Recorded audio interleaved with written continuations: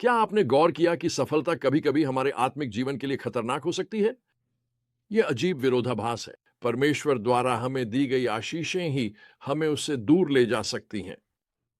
आमोस के समय में इज़राइल के साथ ठीक यही हुआ था और उसका संदेश आज हमारे लिए भी उतना ही प्रासंगिक है।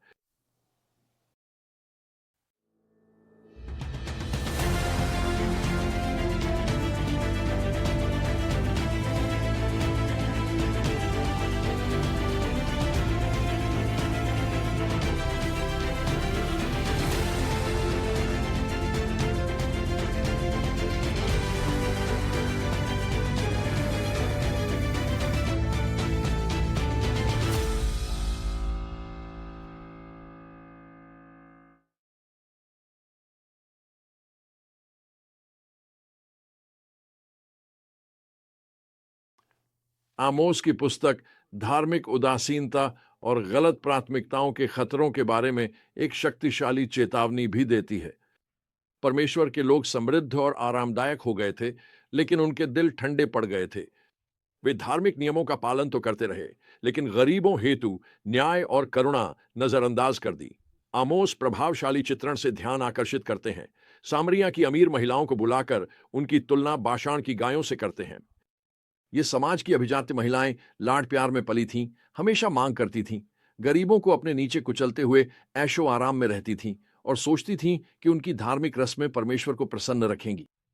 परमेश्वर उनके दिखावटी उपासना से प्रभावित नहीं हुए। वे घोषणा करते हैं, मैं तुम्हारे धार्मिक त्योहारों से घृणा करता हूं, उन्हें तुच्छ जानता हूं। इन शब्दों ने उनके कान झकझोर दिए होंगे। लोग अपने अनुष्ठानों और बलिदानों के प्रति बहुत सावधान थे, लेकिन परमेश्वर कहते हैं कि वे उनकी स्तुति के गीतों को भी नहीं सुनेंगे। क्यों? क्योंकि वास्तव में उनके दिल परमेश्वर से दूर थे और उनके हाथ अन्याय से रंगे हुए थे। परमेश्वर ने बार बार उनका ध्यान आकर्षित करने की कोशिश की, सूखा, फसल बर्बादी, महामारी और सैन्य हार के माध्यम से। उन्होंने उन्हें बार बार एक के बाद एक अपने पास लौटने का अवसर दिया था। जैसे स्नेही माता पिता अपने भटके बच्चे को सुधारने की कोशिश करता है, वैसे ही हर कठिनाई उन्हें वापस लाने के लिए थी।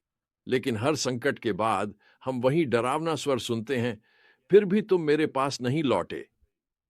लोग एक खतरनाक आदत में पड़ गए थे। उन्होंने परमेश्वर से अपने संबंध को व्यापारिक लेन देन समझा था। सही अनुष्ठान करो, सही बलिदान लाओ और परमेश्वर बाध्य होंगे कि उन्हें आशीर्वाद दें। लेकिन वे उस बात को समझ ही नहीं पाए जो परमेश्वर वास्तव में चाहते थे, न्याय का नदी की तरह बहना। और धार्मिकता कभी न रुकने वाली धारा के समान है। सुविधा ने उन्हें आत्मसंतुष्ट बना दिया। आमोस अमीरों की एक जीवंत तस्वीर खींचते हैं। वे हाथी दांत के बिस्तरों पर लेटे उम्दा मांस खा रहे हैं और कटोरों भर भर कर शराब पी रहे हैं। लेकिन अपनी विलासिता में वे यूसुफ के विनाश पर शोक नहीं करते। वे अपने चारों ओर की आत्मिक और नैतिक गिरावट के प्रति उदासीन थे। यह चेतावनी आज भी कलीसिया में गहराई से गूंजती है। अपनी प्रचुरता में हम इतने आरामदायक हो गए हैं कि बहुत अधिक आत्मसंतुष्ट हो गए हैं। अपने घरों, कारों, मनोरंजन और अनगिनत ध्यान भटकाने वाली चीजों से घिरे हुए कई सभाएं आत्मिक नींद में डूब गई हैं और उन्हें अपने जीवन के लिए परमेश्वर के उद्देश्यों के प्रति एक आत्मिक जागृति की सख्त आवश्यकता है। यह बात बहुत कुछ कहती है कि आज परमेश्वर का सबसे शक्तिशाली कार्य उन देशों में होता है जहां विश्वासियों को सताव का सामना करना पड़ता है, जहां यीशु का अनुसरण करना पर उन्हें उनकी आजीविका और सुरक्षा की कीमत चुकानी पड़ती है। शायद यह यीशु के गहरे सत्य को दर्शाता है। धन्य है वे जो आत्मा में दरिद्र हैं, परमेश्वर का राज्य उनका है। जब हमारे पास और कोई सहारा नहीं बचता, तभी हम वास्तव में उस पर निर्भर रहना सीखते हैं। फिर भी इन कठोर चेतावनियों के बीच पुनर्स्थापन के लिए परमेश्वर का हृदय झलकता है। पुस्तक नवीनीकरण के एक सुंदर वादे के साथ समाप्त होती है। हालांकि परमेश्वर का न्याय अवश्य होगा, परमेश्वर का वादा है कि वह दाऊद के गिरे हुए घर को फिर से स्थापित करेगा और अपने लोगों को उनके देश वापस ले आएगा। वह उस समय की बात करता है जब पहाड़ों से नया दाखरस टपकेगा और उसके लोग मजबूती से बसे होंगे और फिर कभी उखाड़े नहीं जाएंगे। ये प्राचीन शब्द आज हमारे लिए क्या कहते हैं? हमें नियमित अपने हृदय की जांच और संकेतों की तलाश करनी चाहिए। कहीं हमने धार्मिक रीति रिवाज को परमेश्वर के साथ सच्चे संबंध के स्थान पर तो नहीं रख दिया है?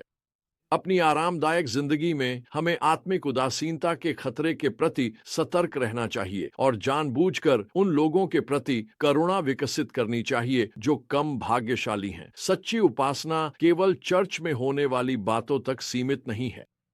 इसमें यह भी शामिल है कि हम दूसरों के साथ कैसा व्यवहार करते हैं और प्रतिदिन न्याय की तलाश कैसे करते हैं। जब हम कठिनाइयों का सामना करते हैं तो हमें उन्हें परमेश्वर के प्रेमपूर्ण सुधार के रूप में पहचानना चाहिए जो हमें उसकी ओर वापस बुलाता है। हमें इस प्रलोभन का विरोध करना चाहिए कि हम परमेश्वर के साथ अपने संबंध को लेन देन की तरह मानें, जिसमें हम धार्मिक कर्तव्यों का पालन करें और बदले में उसकी आशीषों की अपेक्षा करें। हम आशा को थामे रह सकते हैं, यह जानते हुए कि परमेश्वर की अंतिम योजना पुनर्स्थापन और नवीनीकरण है। आमोस का संदेश याद दिलाता है कि सच्चा विश्वास न केवल परमेश्वर से संबंध बल्कि दूसरों के प्रति व्यवहार भी बदलता है। सच्ची समृद्धि केवल भौतिक सफलता के बारे में नहीं है, यह परमेश्वर और दूसरों के सामने हमेशा एक विनम्र, न्यायप्रिय और दयालु हृदय को बनाए रखने के बारे में भी है।